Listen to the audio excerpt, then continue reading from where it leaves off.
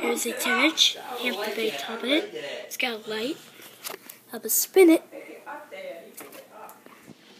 This wobble with a sideways fan.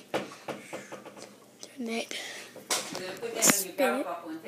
Again, it's really kind of wobbly. But that's why I'm hitting the blade.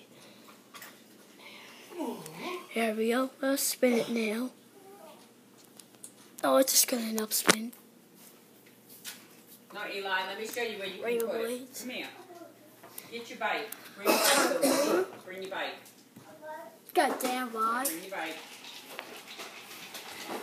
So it can hang, not low.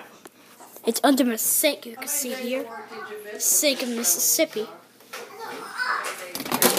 Oops, not again.